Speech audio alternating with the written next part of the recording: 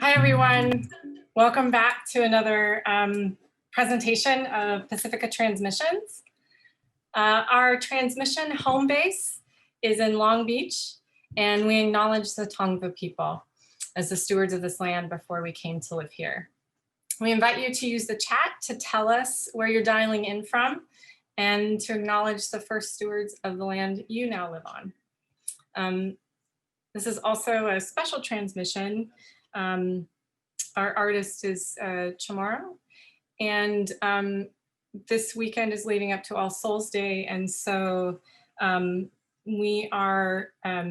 going to also ask you, and we always bring our ancestors with us, but today, please, if you have an image of your ancestors or your Saina, please share them in the chat as well.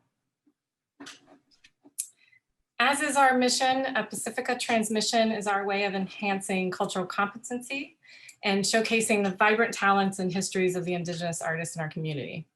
Each artist is invited to the Pacific Island Ethnic Art Museum to be paired with pieces from the museum's archive.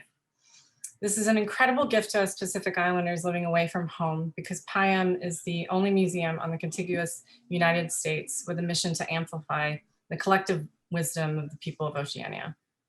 It's also a collection by our community. Many of the sacred objects from families have been donated or stored at PIEAM throughout the years. So go ahead and find PIEAM on Instagram at PIEAM_arts!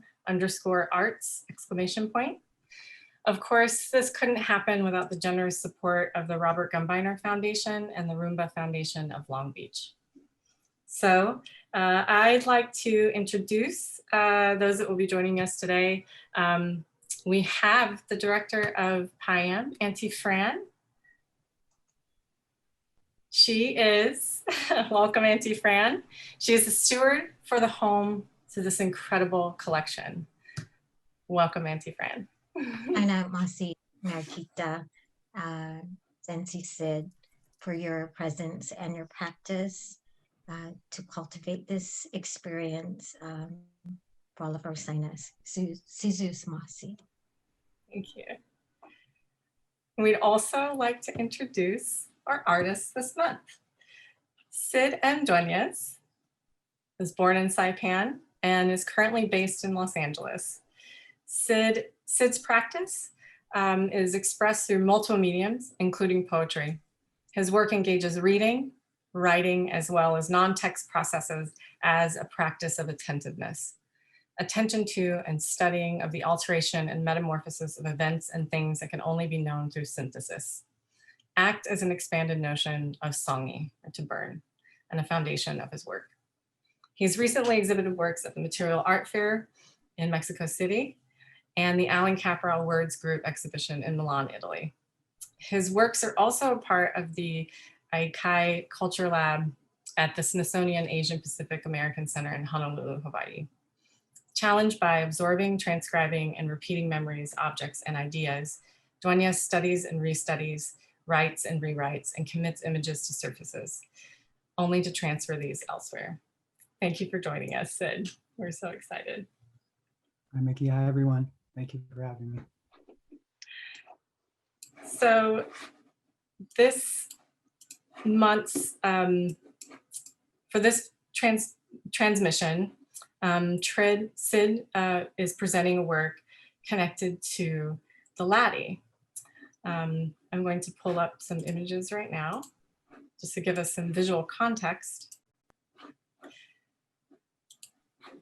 So the Latte is a Chamorro term that refers to stone pillars and capstones, which represent house supports and are ascribed to the ancient people of the Marianas. And in some accounts, they are also referred to as the houses of the ancients. This photo right here is in Angel Santos Park in Guahan.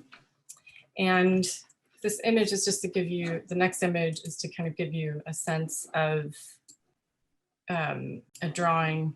All of these materials are found on guampedia.org, a valuable resource to our community and in the Marianas. And this drawing would also get the sense of renders how the ancients might have used the pillars. This particular latte came to PIEAM. It's on long-term loan from the Quenqa family and is the Kutturan CHamoru clan.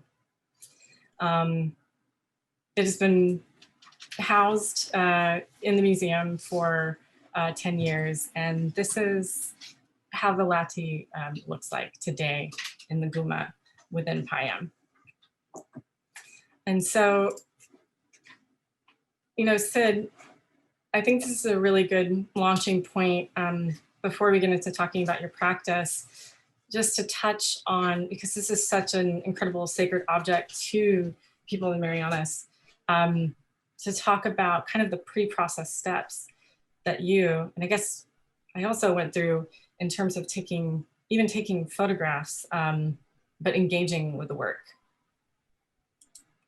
Yeah, well, the first step came by Auntie Fran's urging to come to the space, to come to the museum in Long Beach and engage with the piece by asking permission. And so I see the image that you have up there, Mickey, I see is an offering that is part of that process. And that there, if you can, some of you can make it out, it's a very, very small shell that I picked up on Saipan some years ago. So that first day, I sat with the Latte stone, and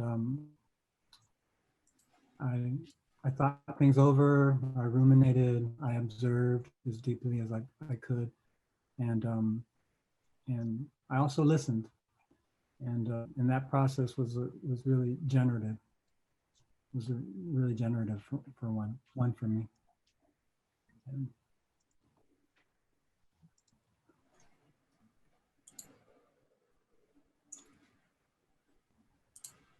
Oh yes, and I guess I should also just mention that even in the taking of these photographs, we also deliberately, you know, I also asked permission of these objects as well.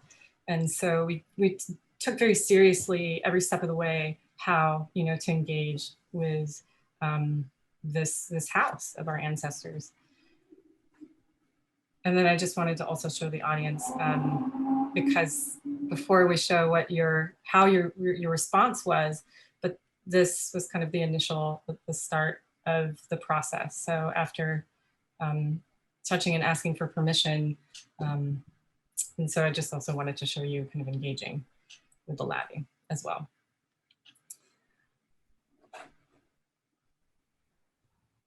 So perhaps we can go into, I'll stop sharing these images right there. And Sid, if you want to take us through Sure. What happened next? Okay. So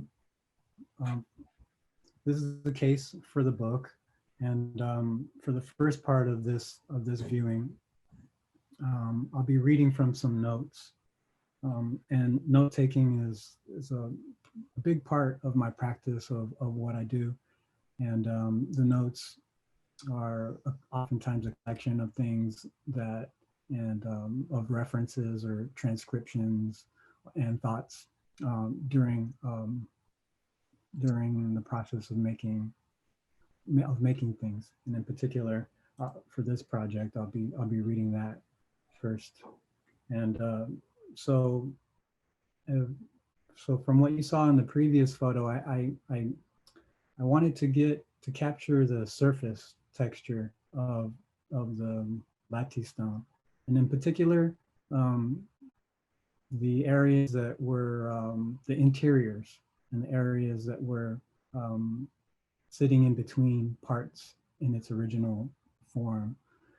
So I made these rubbings or these imprints, and here, what you see here is the result of that, the last step of the process of making these images. And these are original prints that you see here and you'll see in the rest of the book. And they're ink ink transfers. And you'll see here also the coloring is of charcoal, and that was rubbed onto the board.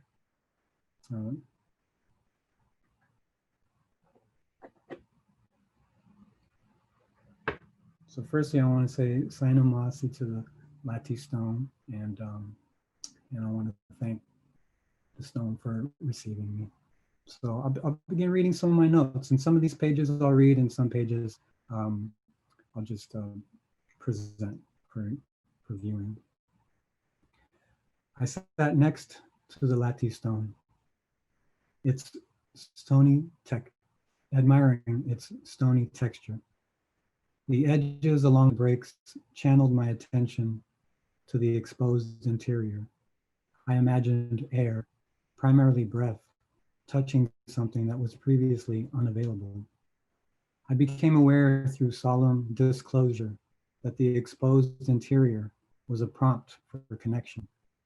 The initial weight of melancholy was counterbalanced by an oscillating sequence of ocular attention and what may be described as dreaming. I received, quote, feel my effort, end quote. I pressed my hand, gradually increasing muscle tension, pushing gently on the haligi, the Latte stone column. I was urged to experience its weight. I pressed until my arm filled with blood and messages. Alternating, I received with the other arm as well. I also learned that the breaks along the fragments followed predetermined paths. And so the stone, through the becoming of time and circumstance, was indeed prepared to break into fragments. And I was reminded of my connection with the elder and the natural forces that formed the stone. I was grateful to be reminded in such a gentle manner that we are relatives. This small Latte stone present among giants in the Latte stone forest may likely have a very big story to tell. Indeed.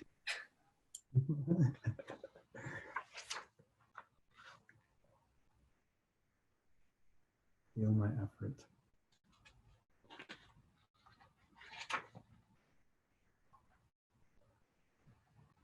And here I'll read some excerpts from some of these transcriptions or notes. And these words are from Anne Perez Hattori on a website about Inalahan. Manganiti is the plural form of aniti, a term which appears often in the early historical accounts. It is interesting to note that the modern meaning of aniti is devil or demon. The evolution of the word's meaning clearly shows the influence of Christian doctrine. Sasalagwan. Oh, I was actually, I think that would be, I'm really curious for those of you tuning in, what your understanding of an ET might be. So, in response to that, or maybe if others hold a different language, what is your term for spirit?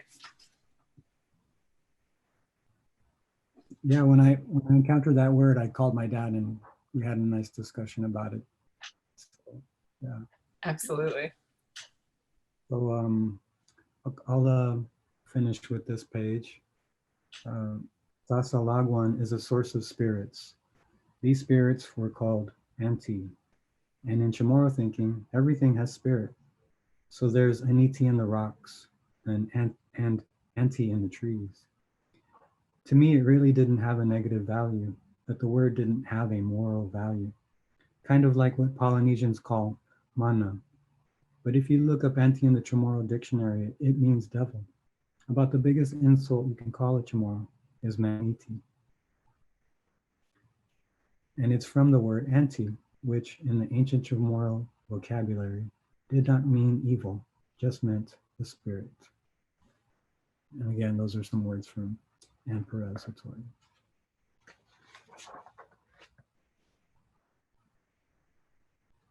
I learned a word recently. It's hema for clam. And I thought it was fun to play with that idea and with the format of the case of this book, which is called a clamshell bookcase. That's also another good word too, to see if anybody joining us has a connection to that word as well. I was just blown away by the prints that you essentially put on the page. Really wonderful. And it ties in with the material of the Latte stone, and which I think, yeah, we'll get to in later pages. Here is I'll read something by Dr. Joyce Lindsay Pualani Warren. Polynesian epistemology and cosmogony dictate all life and existence come from Po, the generative liminal darkness. Po can be temporally expansive, producing a view of time that is spiral rather than linear. Within Po, time and space are not necessarily discrete categories. And in line with Po, I have the word anime referenced here, which is a shadow in Chamorro.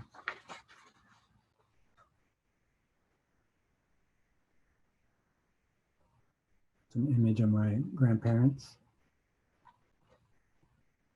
on my father's side. Lovely. And this is, by the way, of a grandmother that I had never met, but as the years go by, I feel closer to, as she has more of a presence in my life. Here on this page, Dad marked on the wall the year he heard his deceased mom.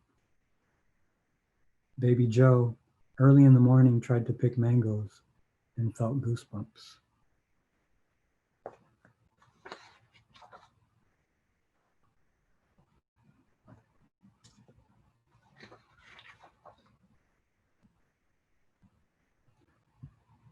Renew space with recognition of elders, that those have passed onto spirit or changed address. And that's a nice phrase that I like to describe people who've passed on as changing address.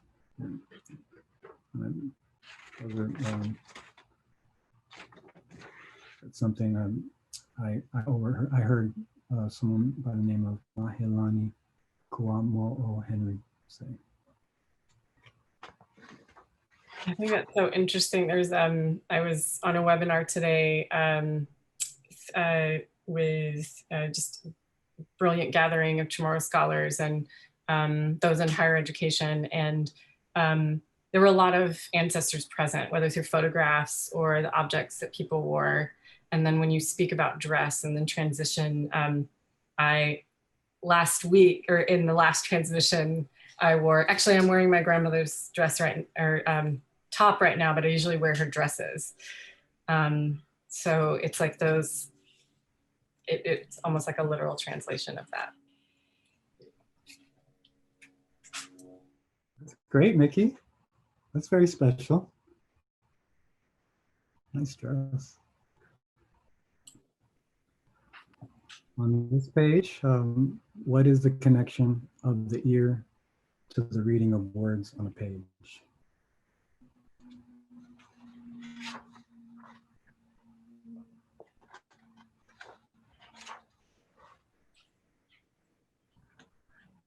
I have listed here some things that I thought about when making this book, and which was water, air, heat, time, effort, pressure, sound, and plant fibers, or the plant world. I thought about the energies that were necessary or help produce this book, and of course many things. And in line with that thought, I have listed here big, small. So I'm thinking about things that are actually quite large that appear small. So this is a topic of scale. Sun, moon, and stars. And then the inverse of that, I thought of, well, I discovered something that was actually very small, microscopic, almost microscopic, and but with very large, big, and expansive effect or implications, which are foraminifera. So I was thinking about the material that the Latte stone is made of, the one in particular at the museum at PIEAM, and it's made of limestone. And just a cursory study of this, learned that limestone is comprised of exoskeletons of shells and foraminifera. Oh, and I also learned that through chemical analysis, these foram are used to reconstruct ancient climates. So through the study of these small things, you can find out how much CO2 levels are at a particular time in the past, and how much photosynthesis is in the air, even the size of polar ice caps. And yeah.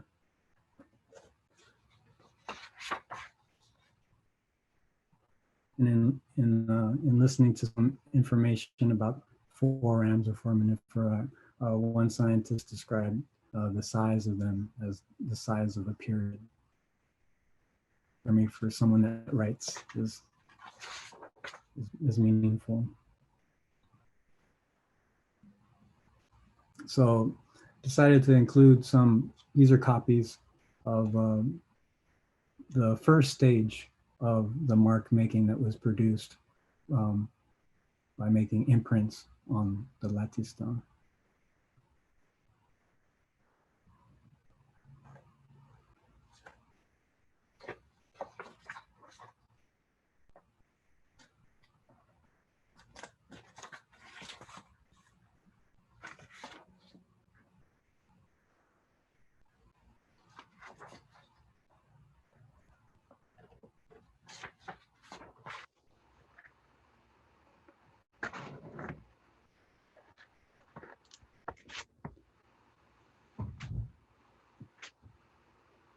There's another print at a different size, and the different sizes and dimensions of these prints, folders, and books signify the fragments of the current state of the stone. Here we have just an extension of the note taking, which are extracts from Scott Russell's book, Tiempun Iman Mofotna.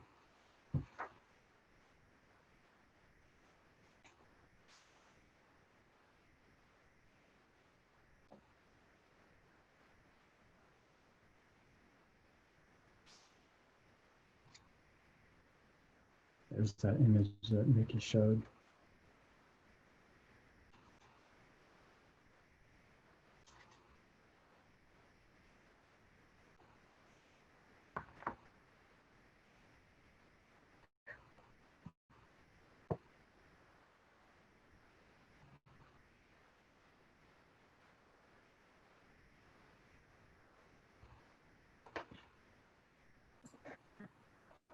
Sid, could you talk a little bit about how how you created that charcoal or to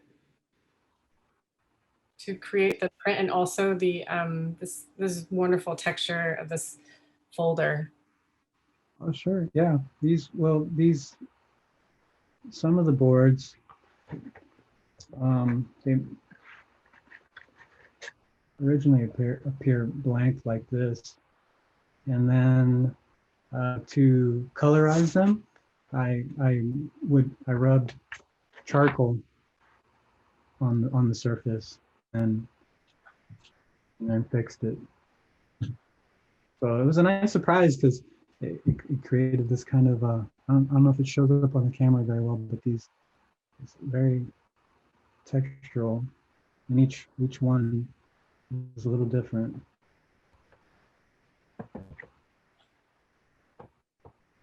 And then the prints, here's another print, and this is again a unique print and ink transfer. And these are made by using solvent and to release the toner from laser prints, and so they were rubbed on here.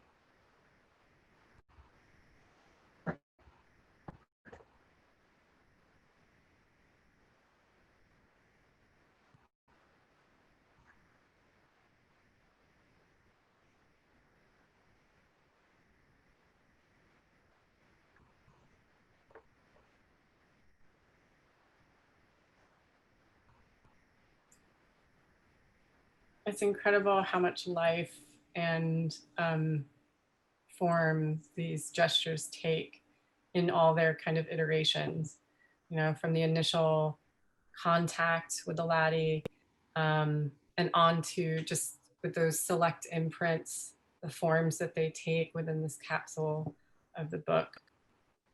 And every time you bring up another page, it just it's like brimming with the same kind of life I think that you feel if you are connected and you're descendant and you know, ask and have the honor of you know, contacting one of the latte.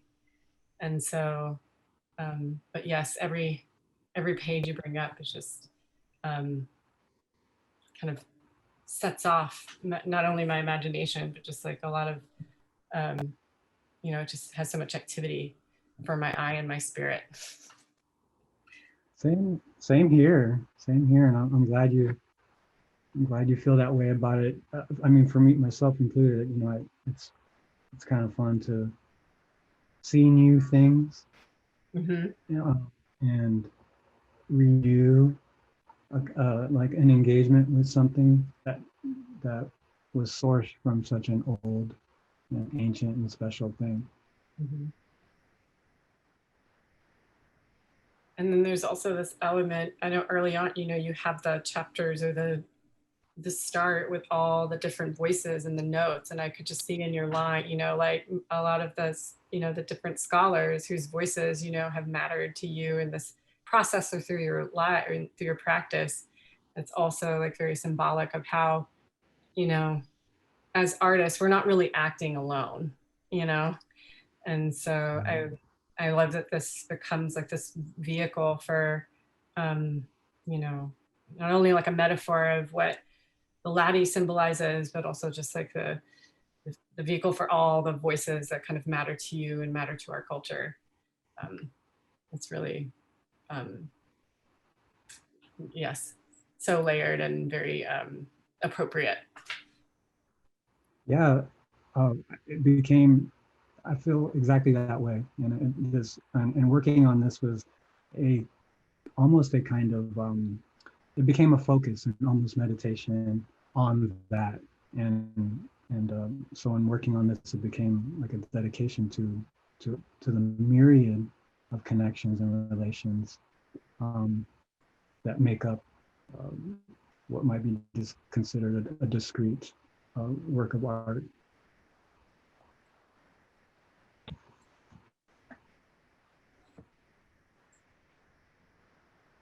And this last one is in a small format, but when you open it up, it multiplies itself in a way. I guess that's the way I see it.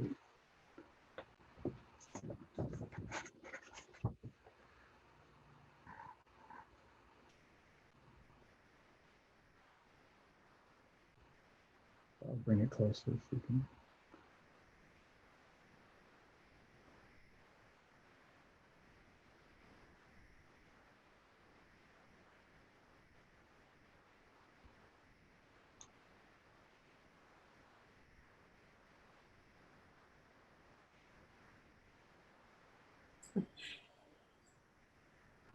I'm curious too what other people see in these. You know, we were saying it's like it's similar to like Rorschach test.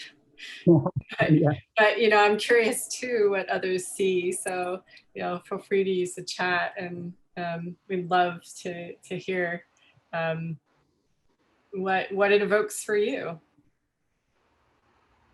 Yeah, that'd be fun. I'd love to hear what Roddy people said, see. "Gatbo."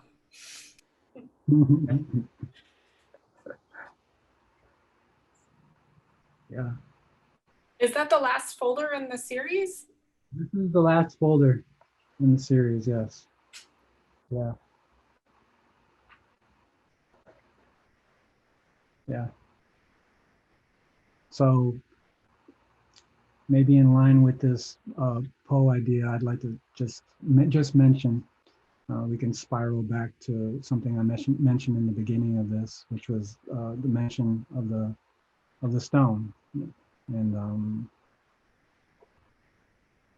and thank you to the stone for receiving me, and yeah, thanks to you, Mickey, and thanks to Auntie Fran and Asila.